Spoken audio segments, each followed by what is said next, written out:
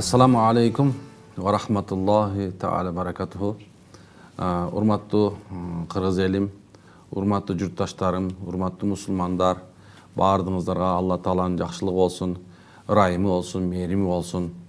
Ошону бергеле пайгамбарыбыз Muhammed aleyhisselamдын салам, салаваттары, жана кыяматта отурган салам пайгамбарыбыздын шапааты бардыгыбызга болгондон болсун.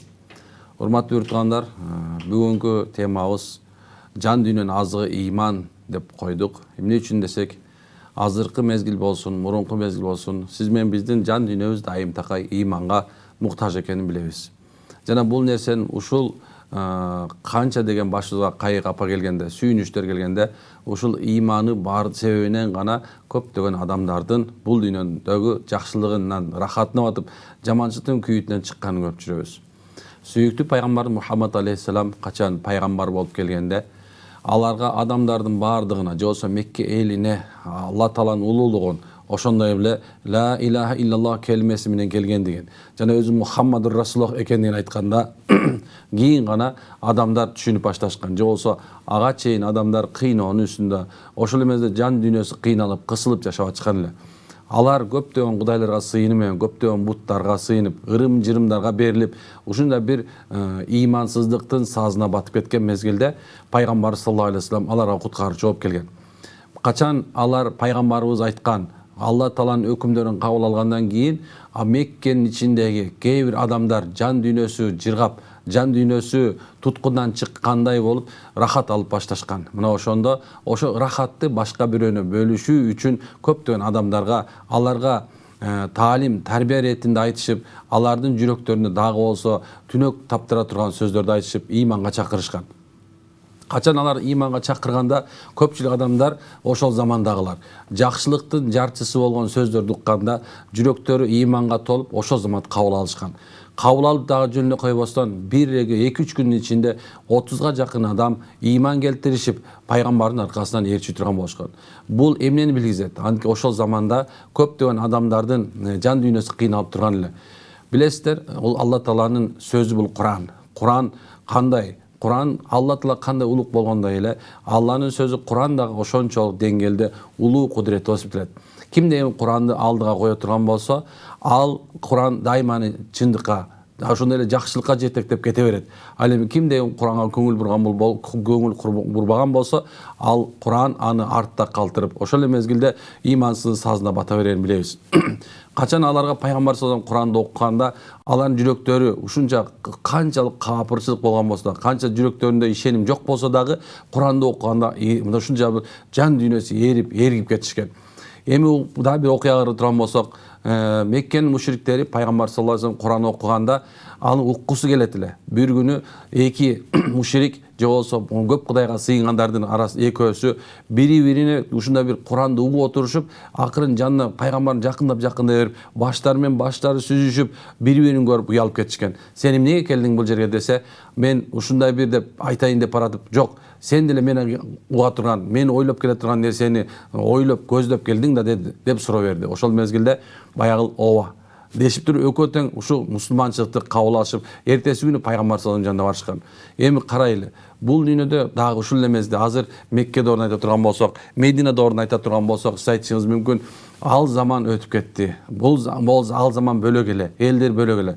Бирок айтайын деген нерсе ушул эки, азыркы заманда дагы көптөгөн адамдар бар. Жан дүйнөсү кыйналып турган, кысталып турган көптөгөн адамдар бар. Эмне үчүн? Анткени себеп жан дүйнөлөр кысталган адамдардын көпчүлүктөрү азыркы мезгилде динге, иманга муктаж экенибизди көрсөтүп атабыз. Иманга муктаждык деген кандай? Иманга муктаждык деген ушул эки, биздин заманда дагы, биз дагы көптөгөн зордук, зомбулуктарды, ошол менен эле адилетсиздикти, ошол эле мезгилде жашообузда болуп аткан үй бүлөлүк маселелерди, ошондой эле ата менен баланын ортосунда, ошон кошуна достун ортосунда көптөгөн сатып кетүүлөр, мындай ийбасыздык, имансыздык, ынсапсыздыкты көргөн мезгилде, бул жерде, бул дүйнөдө деги адилеттүүлүк болобу? Бул дүйнөдө бақыт барбы, бул дүйнөдө деги бир жакшылыктар болобу деген ойлор менен түпөйүлгө түшүп кыйналып атканын көрүп атабыз. Мына ошол мезгилде сиз менен биз ушундай ойлонуп аар басып турган мезгилде, балки үн алгыда, сын алгыда, ошол мезгилде маалымат каражаттарында, колуңузда уюлдук аппаратыңызда, телефонуңузда көптөгөн аалымдардын, ошол мезгилде устаздардын, ошол мезгилде жакшы сөздү сүйлөп аткан адамдардын сүйлөгөндөрүн көрүп, ушул туура окшойт деп жан дүйнөңүз эмнегедир ошол укканда тынчып калып атканын көрүп атасыздар. Демек, ошол сүйлөнүп аткан сөздүн негизи иман болгон себебинен сиздин жүрөгүңүз тынчып атканын көрүп атасыз. Улуу кудуреттүү Алла Таала өзү аятында, же болсо Курандын маанисинде чындыгында Алланын эстөө менен гана силердин жүрөктөрүңөр тынчыйт деп айтып атат. Же болбосо жүрөктөрүбүз биздин иман сөзүн укканда, улуу кудуреттүү Алла Тааланын сөзүн укканда, ошол мезгилде жөн эмес, жети катар асмандын, жети катар жердин, ааламдардын, анын ортосунда бардыгын жараткан улуу кудуреттүү Алла Тааланын сөзү болуп, ошол Аллах өзү сиз менен бизди жогошкотуп аткан болсо, кейбегиле, кепчибегиле, өзүңөрдү кармагыла, сабырдуу болгула, жөнөкөй болгула, жүрөктөргө боштондукту бергиле, менден корккула, коркуу менен сүйүү кылгыла, менден үмүт кылгыла деген сөздөрдү айтып аткан болсо, сиз менен биздин жүрөгүбүз кантип эргип кетпесин, кантип эрип ийманга балкып кетпесин. Көрүп жүрөбүз, иман деген сөздү көпчүлүк адамдар туура эмес түшүнүп алгандар бар. Иман деген сөз бул балки бир сөз болот. Кудайга ишенүү, же болбосо сиздин Кудайга өзүңүздү тапшырышыңыз, ага тобокел кылышыңыз, жана Кудайга таянып, дайым такай ал сизди тыштап кетпегендегиси, ошол мезгилде сизди күтүп, сизди качан өзүм пенде мага жакындар экен деген ойдо, Аллахты ойлоодон алыс, бирок ушу пендесин күтүп турганын сезсеңиз, аттиң бул дүйнөдө сиз эч качан субханалла бактысыз болбойт элеңиз.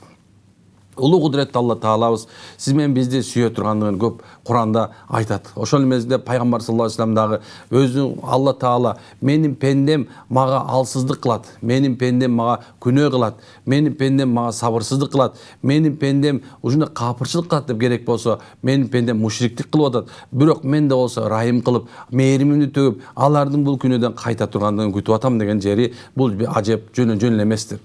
Урматтуу bir тууганым, жан дүйнөбүз биздин акыйкатта бактылуулукка, бактсызга баратқан нерсе. Адамдын денеси ооруй турган болсо, ал дененин бир жерин кесип койсо, ошол мезгилде бир кандай бир дары-дармекти, таблетканы иче турган болсо, кээ бир убактарда мындай айтканда бир докторго барып болсун, дагы бир эмеге барып, жашообузду оңдоп атканыбызды көрүп атабыз. Жашоо өзү оңолот экен, көрсө, дене оңолот экен, үй табылат экен, кыргызча айтканда курсак тоет, кийим бүтөлөт дегендей, бирок жан дүйнөбүз эгер жабыркап кала турган болсо, бул дүйнөдө жакшылыктар бизге караңгылык каптап калгандай, жашообуздун баарынан караңгылыкка кирип кеткендей болуп турган мезгилде, мына ушул биздин жүрөгүбүздө ыйманыбыз алсыз болуп калган мезгилде, биз ушунчалык денебиз канчалык күчтүү болуп турсун, канчалык тамак ашыбыз бар болуп турсун, канчалык жакшылыктар бул дүйнөдөгү эң жакшы нерсе жетсеңиз деле, жүрөгүңүздө субханалла түпөйүлдүк пайда болуп, жүрөгүңүздө түпөйүлдүк пайда болгондон кийин андан кантип кутулам турганда, мына имандын жарчысы пайгамбар Мухаммад алейхиссаламдын айткан сөздөрүнө муктаж болот экенбиз, урматтуу юрттарым. Эми азыр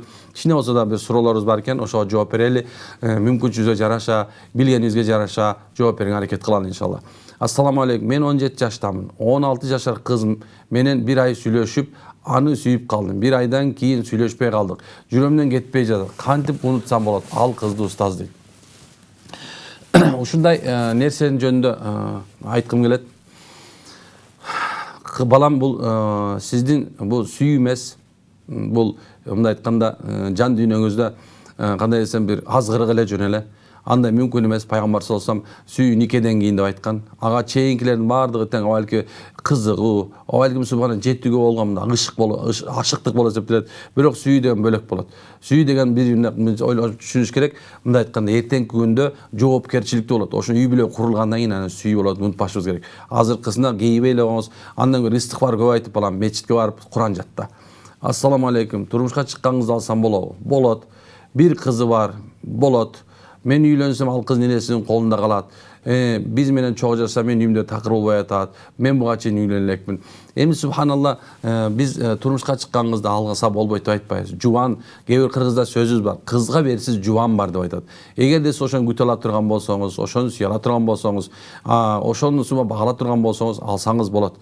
Ал эми ата-энеңиз бирок кээ бир убакыттарда ушуну алып, анан эртеңки жашооңузду бузбастан, ошо ата-энеңиз менен да кеңешип көрсөңүз, чоң атаңыз бар, бир туугандар бар, ошол менен кеңешсеңиз, машалла, балким дагы бир аныктыгы чыгаар иншалла.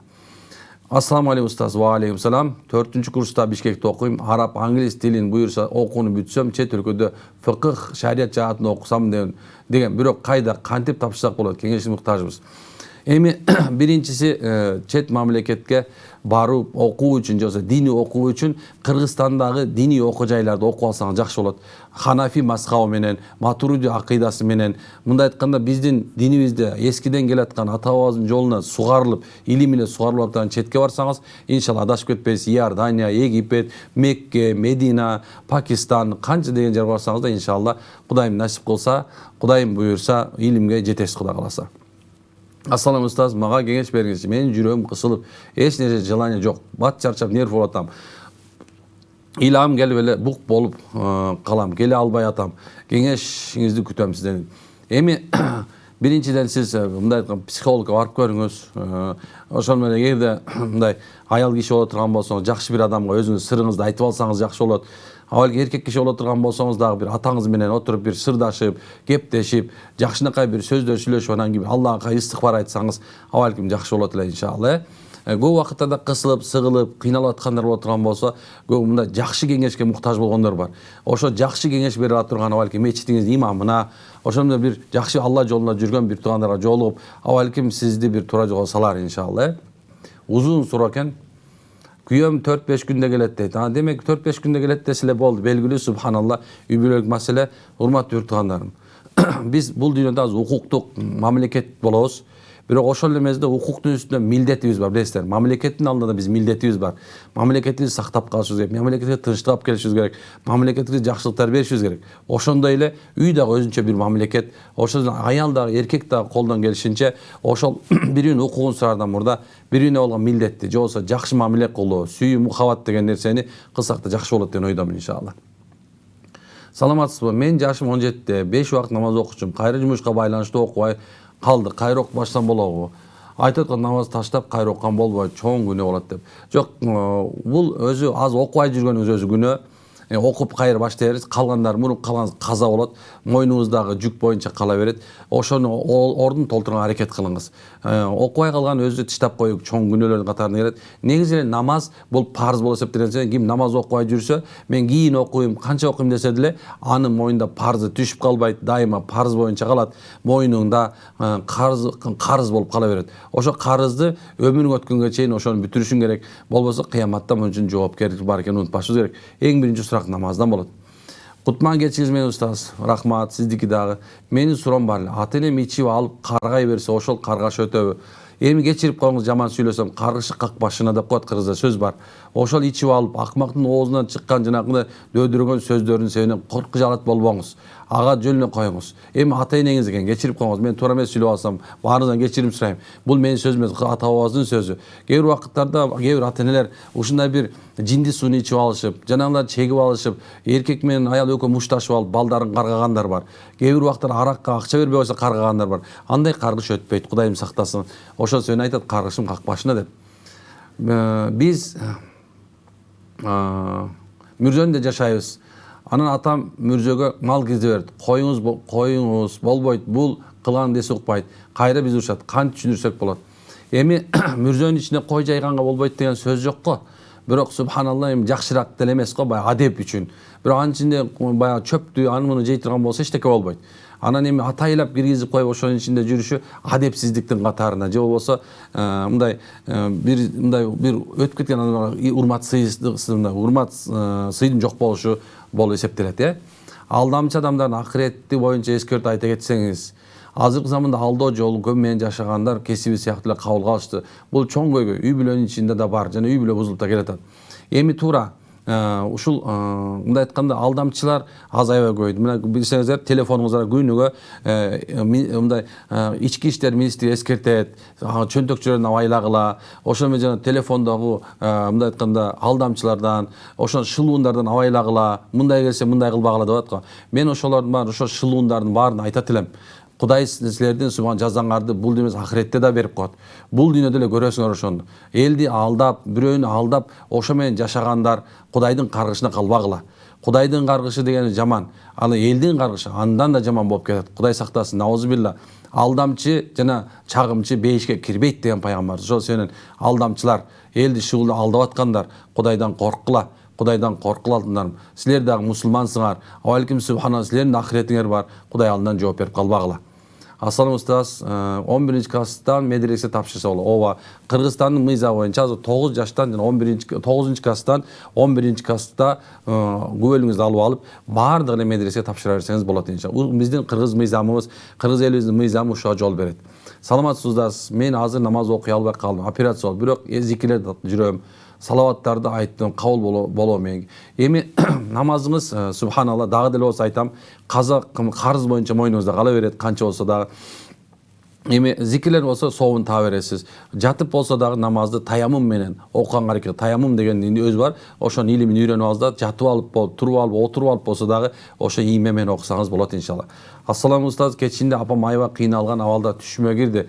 Каза болуп калды эле. Куран эле багыштайбынбы? Ооба. Сиздин милдетиңиз апаңызга, атаңыздын алдында милдетиңиз ошол жакшы бала болуп берүү, алардын субханалла аркасынан жакшы бир дуа кылуу, хайыр кылуу, хайыр ихсан кылуу, Куран окуу. Мына биздин Ханафи мазхабында багыштоо өтө чоң сооп болот. Балалык милдет ушул эки өтүп кеткенден кийин. Ата-энеңиз сизден эмнени күттү эле? Жалган дүйнөдө кичинекей бир чайыңызды күткөн, ошол эмеди өткөндөн кийин сизден дуа күтөт. Ошону унутпаңыз. Ассалам устаз, менин 2018-ден баштап бир талаш маселе бар туугандар менен. Атам кайтыш болгондон кийин мүрзөгө агыра кой деп атышат. Мен ушул күнгө чейин койбой келатам. Кантсем болот? Аллах баарына ыраазы болсун. Эми жаман көрбөсөңүздөр, өлгөнгө баягы мындай айтканда итке темирдин эмне кереги бар дегендей эле, өтүп кеткен адамдарга сиздерден дуа, бата, Куран, ошондой зикир, балки жакшы бир ихсандар эле керек болот дейт. Аны коргоп койсоңуз деле, мындай айтканда ал жерден качып кете турган эч нерсе жок. Кээ бир адамдар мисалы тебелеп коет деп айтышат. Бул жер жүзүнүн баардыгы тең негизи. Таман астында 2000 адам сөгүп жатат деп айтат, адам атадан бери. Жер жүзү баары мүрзө. Анда баардык жерди тозуп коюш керек болобу? Ошон себептен аны тозбой эле коюңуздар. Анда кичинекей бир аты жөн жазып коюңуздар, бир нече убакытка чейин турсун. Кийин баягы өзүнүн убакыты келгенде керек болсо ал мүрзөнү дагы шарият боюнча иштөөгө, башка нерсеге колдонуш керек болуп калат. Саламатсызбы, жолдошум тажадым. Саламатсызбы, жолдошум тажадым баарынан 2 жыл калды. Өлөм, мен деле жин деп жини келип айтып жатат. Коркуп жүрөм. Эми жөн эле коюңуз, субханалла. Сизге эркелеп балким мындай эркелеп өлөм деп аткандыр, субханалла. Баягы бирок кээ бир убакыттарда ушундай бир сөздөр бар кыргызда, Кудайдын кулагына салынып калбасын депчи. Кудай баардыгын билет, аны угуп турат. Бирок ошондой болсо деле мындай бир кээ бир сөздөрдү этияттап, ойлонуп сүйлөгөн жакшыраак болот. Ойлобой сүйлөсөң, мындай канча айкыс оорга жолугасың беле, ушундай сөзүбүз бар. Ошол сенен оңтойсуз оорга жолугуп калбасын. Ассаламу алейкум, кандайсыз? Ден соолугуң жакшыбы? Ажым, сиздин сабактарыңызды көп угам. Сизге Аллах ыраазы болсун. Ал ажым, мен 2 балам бар. Аттары Абу Бакыр жана Жамалбек. Ошол балдарым бата дуа кылып бериңизчи. Динге кызмат кылган уулдарым болсун. Сизде болуп рахмат. Аллахым субханалла илимге, хилимге, ошондой эле элге тарбиян насаат айтууга мүмкүнчүлүк берсин балдарыңызга. Сиз мындай айтканда атадан кем эмес, атадан артык балдар болсун иншалла. Ассаламу алейкум, устаз, мен бир кызды жакшы көрүп калдым. Бирок ага энем билбейт, ата энем билбейт. Бирок ал окуйт, 2005 болот. Алсам болот, ошо кандай истейт? Машалла. Эми ата энеңизге билгизесиз да, кантип билгизбей коесуз? Ошо баары эле жакшы көрдүм деп атышат, субханалла. Жакшы көргөн болсоңуз, атаңызды айтасыз, ошо жуучу жөнөтөсүз атаңызга. Анан кыз макул болсо, бирдекен ошол алсаңыз болот. Аны эч кандай эмеси жок. Өзү жашоо турмуш мындай бир кээ бир убактта сүйүү менен эле турбайт. Унутпаңыздар, уят жана намыс деген нерсе бар. Ошол нерсени карап коесуз, макулбу? Ассаламу алейкум устаз, носки маасы кийсе болобу? Фатва чыкты беле? Чоң рахмат. Эми маасы маселеси негизи илгертеден китептерде келген. Ал өзүнүн мындай белгилүү кожаный болуштугу, ошол мезгилде таманы менен басса 3 километрге чейин басса бузулбай тургандай, коюп койсо тик тура тургандай деп, ошон биз мисалы фыкh китептерде ошонун белгилери айтылган. Эми ошол эле азыркы заманбап болуп калган. Билесиздер баарыңыздар жанагы да ба деп азыр ар кандай носкилер чыгып атат. Ошолор да ошонун шартында деп, мисалы Усман такилер, ошол мезгилде бизден Раматова Чубагажикелер мына көп убакыттардан фатва кылып ошону кийип жүрүшкөн. Биз дагы деле ошону кийсеңиздер болот деп айтып атабыз. Эми жакшысын Алла билет. Ошол мезгилде мындай болбойт деп айта албайбыз азыр. Аслан устаз, биз күйөөм экөөбүз жашаганыбызга 5 жыл болду. Күйөөм балалуу боло албайт. Биз бала багып алайын дегенбиз, бирок өмүрдү төрөбөй өтүп кетемин деп ичим атышат. Машаллах. Эми баягы үмүт үзбөңүздөр. Үмүтсүздүк бул шайтандын гана, шайтандын бир гана үмүтсүз, бир гана шайтан. Ал мындай айтканда өзүн билет каяка бара тургандыгын. Биз болсо жашообуз дагы эле түгөн элек. Билбейсиз кайдан багыңыз ачылып кетерин, согончоңуз качан канаар билбейсиз. Ошол себептен 5 эле жыл болуптур. Кээ бирөө 10 жылдан кийин, 20 жылдан кийин балалуу болуп аткандар бар. Эми балалуу болбой башка баланы багабыз десеңиз дагы болот. Анын сообу бар. Бирок ошого шариаттагы кыз бала баксаң кандай болот, эркек бала кандай баксам кандай болот деп, ошонун шариятын билип алып анан кылсаңыздар, иншалла баксаңыздар болот. Эми төрөбөй кетем деп үмүттү үзүп койбоңуз, субханалла. Билесиздер, шарият боюнча мындай бул нерсеге көп деле кабатыр боло турган нерсе эмес. Колдон келсе дарыланып, дем салдырып дегендей ошол жолдорун көрүңүз. Арыбаңыз, ассаламу алейкум устаз. Мен жашым 15-те көп ойлоном, сыгылам, жүрөгүм бир нерсе эзгендей болот. Эмне кылсам болот? Машалла, 15-те болгон болсоңуз сыртка чыгып чуркаңыз. Көбүрөөк чуркап, көбүрөөк кыймылдаңыз, телефондун башыңызды алыңыз. Анан кийин ошол сыгылбай каласыз. Эркек болгон болсоңуз жана күрөшкө катышыңыз, жана да бир не фитнестерге барыңыз дегендей. Ошол эмеде жамаат менен бирге болуп мечитке барыңыз. Кыз боло турган болсоңуз, машалла үйдөн бир аз ата-энеңиз менен жакшылап машвара кеңешип, жанагындай бир машыга турган, сабак кыла турган, убактыңызды тек өткөрбөй турган жерге барсаңыз, сыгылбай каласыз иншалла. Ассаламу алейкум, эрмек устаз. Алла өмүргө береке берсин. Алла чың ден соок берсин. Алла эгди бактылуу берсин. Жакшы адамсыз. Рахмат. Аллам ыраазы болсун. Эми чыныгы жакшы адамдардын баары өтүп кеткен экен. Бул дүйнөдө субхана бизге окшогон эң күнөөкөрлөр калган экен. Эми Аллах таалам жакшылык берсин. Кичине болсо кызмат кылып аткан, кызмат кылган мүмкүнчүлүк берген Аллах таала мактоолор болсун. Урматтуу юрттан, жана айтканыбыздай эле улуу кудуреттүү Аллах тааланын алдында эң чоң баасы терең жана баасы баалуу болгон нерсе иман экенин унутпайлы. Анткени баасы жок нерсе, эмне үчүн баасы жок? Бул дүйнө билинбейт. Имандын даамы бул дүйнө билинбейт. Анын даамы ушунчалык таттуу, ушунчалык барктуу, эртеңки күндө таразага кое турган болсо, баардык күнөөнү басып кете турган чоң бир имандын да мындай ушундай баасы, анын субханалла ушундай бир наркы боло турганын унутпашыбыз керек. Бүгүн мисалы көп адамдар динде жүргөн адамдарды көрүп алышып, өзгөчө бир башка нерселерди кылып атышат. Оюнда башка нерсе бар. Кандай нерсе бар десек, булар ушинтип жүрүшөт, эми текке кетирет убактысын дегендер бар. Бул нерсе туура эмес, жаңылыштык экен. Дагы суроо бар экен. Ассаламу алейкум. Саламатсызбы? Жээним 3 жыл болуп кетти. Кредит төкпөй атат. Күнөөгө батабы дейт. Саламатсызбы? Жээним 3 жыл болуп кетти. Кредитин төкпөй атат. Күнөө болуп атабы. Негизи өзү жээниңиздин кредит алган эле өзү күнөө болгон эми, субханалла. Эми карыз болуп калды эми тигичи. Эмне кылабыз эми? Банк боло турган болсо, аны тезирээк төгүп салып, ошол болсо сиз алып берип койгон окшойсуз да, эме болупчу мындай айткан кепилдик өтүп, сиз да күнөөкөрсүз. Ошондой алган дагы, жок, биринчи берген дагы, алган дагы ортосунда турган дагы өзү күнөөкөр болуп эсептелет. Ошол себептен Кудайым сактасын, наузубилла, булдан кутулуп, эртерээк мындай айтканда тезирээк кутулуп салыңыздар. Саламатсызбы? Өлгөн киши тозок дейсиңер. Мисалы биз Куран окутуп атабыз, тиеби. Өлгөн киши тозок дейсиңер. Жок, эми субханалла, биз тозокко бейишке сала турганда ким элек? Тозокко да Кудай киргизет, бейишке да Кудай киргизет, субханалла. Куран окутуп атабыз, тиет деп айтабыз, машалла. Ким эле тийбейт деп айтат экен. Ар бир адам өзүнүн бул дүйнөдө билинип калат ким экенин, каяка бара тургандыгын. Тозокко бара турган, арак ичип жүрүп өтүп кете турган болсо, мушрик болуп өлүп калат деген пайгамбар. Муну өлө турган болсо, ошо менен азапталат деп айткан. Зына кыла турган болсо, ошол зына кылган мүчөлөр менен азапталат деп айткан пайгамбар саллаллаху алейхи ва саллям. Эмне кыл дейли эми? Ошондой Алла таала жолобогула, кылбагыла деген нерсени кылып аткан болсо айтылат да, ошол тозокко барат ушундай нерсеси менен эртерээк тооба кылып калат, төрүлүктү Кудай берген деп айтабыз.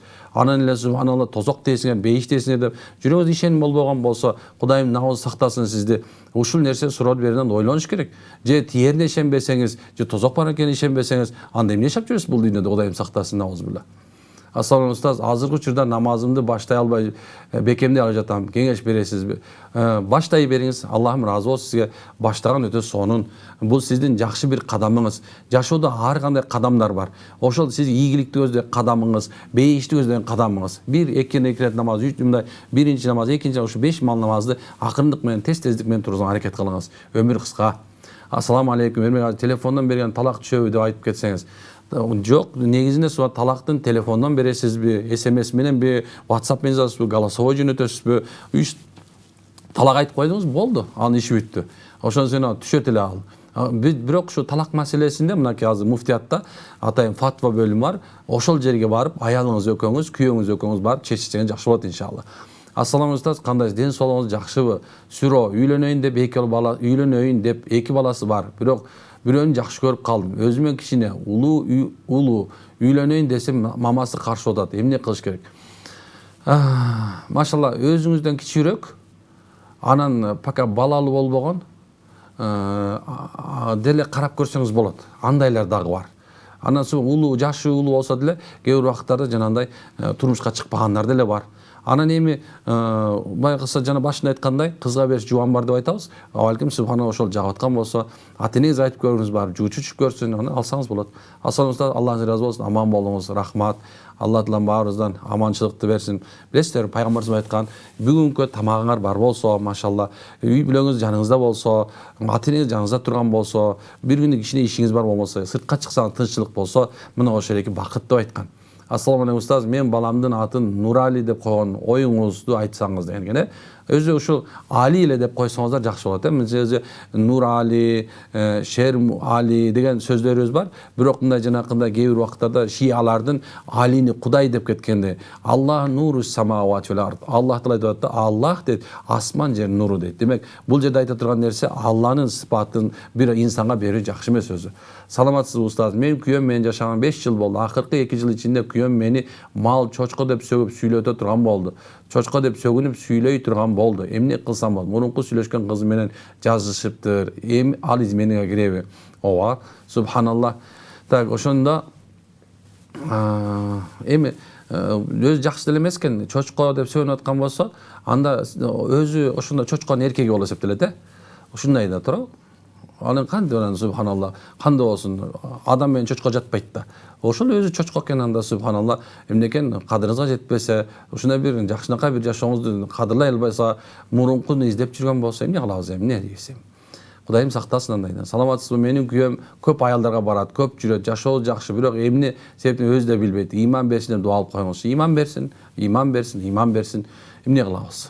Эми ушундай экен, кээ бир убакыттарда көзүбүз туман басат, инсан субхана адашат, адашпаган болбойт. Кечирип коюңуздар, машалла. Анан жакшы жолго түшөт деп, мындай бир жакшы ниет кылып коюңуз. Аял киши намаз окубаш керек болгон учур болот го. Ошондо мисал истихфар, салават айтып жүрсө болобу? Ооба болот, истихфар, салават айтсаңыз болот, келме айтсаңыз болот. Субханалла, ошол мезгилдерде көп айтыңыз, анда истихфар, салаватты айтып жүрүңүз. Ила илаха илла келмесин айтыңыз. Мына ошол жол саат иншалла. Ассаламу алейкум ва рахматуллахи ва баракатуху. Кандайсыз? Менин тагам бар болчу, каза болуп калган. Бирок мен аны көргөндөй боло берем. Көзүмө көрүнө берет, түшүмө да кирет. Жамандыкты белгисиби? Жок. Сиз ошо адамга Куран кылып, окутуп коюңуз, зикир кылып, ошо багыштап коюңуз, дуа кылып коюңуз, иншалла болду. Анан кечине жатарда сөзсүз мындай даарат менен, гусул менен жүргөнгө аракет кылыңыз. Алгын кээ бир убактарда шайтандын дагы билесиздер, түш эки түрлүү болот. Алладан бар бир түш бар, бир бар шайтандан бар түш бар, бир бар нафсиден бар. Ошондой нерсе түштөрдүн жөн эле мындай туура эмес кыла бербеш керек. Алхамдулилла, урматтуу уктугандарым, карап көрө турган болсок, ушундай бир ылдамдык менен тездик менен өтүп аткан заманыбызда, маалыматтар ушунча тездик менен өтүп аткан заманда, байлык дагы ошондой эле кедейлик да бир көз ирмемдин ичинде болуп аткан мезгилде, ошол эле мезгилде баардык космоско учуп калган мезгилде, жашоодо күн алыс мындай айтканда ар нерсе өзгөрүп аткан заманда имандын туусун тутуп, имандын алдында көлөкөсүндө жүргөн инсандар Аллах Таала береке берсин. Иман бул кандай заман болсун, баарыбыз асманда учуп калсак дагы иманга муктаж боло беребиз, бай болсок да иманга муктаж боло беребиз, кедей болсок да иманга муктаж боло беребиз, жаш болсок да иманга муктаж боло беребиз, карып калсак да иманга муктаж боло берет экенбиз, туугандарым.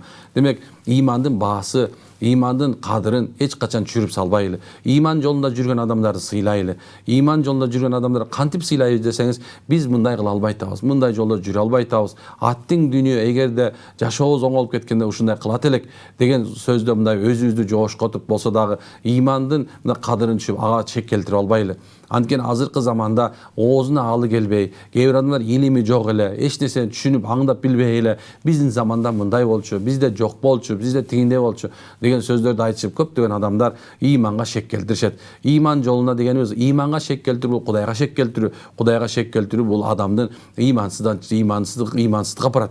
Туугандарым, Алладан корккула, урматтуу биртон, Алладан корккула. Анткени улуу кудуретти Алла Таалабыз, сиз менен биздин жаратуучубуз, ал эч качан эсептен жаңылып калбайт. Биз айтылган сөздөрүбүз эч качан каралып калбай, айтылган сөздөрүбүз эч качан жазылбай калбайт. Билесиздер, айтылган сөз атылган ок сыяктуу. Эртеңки күндө биздин башыбызга ошол айтылган сөздөрү себептүү түбөлүктүү азапка калып кала турган болсо канчалык оор болот.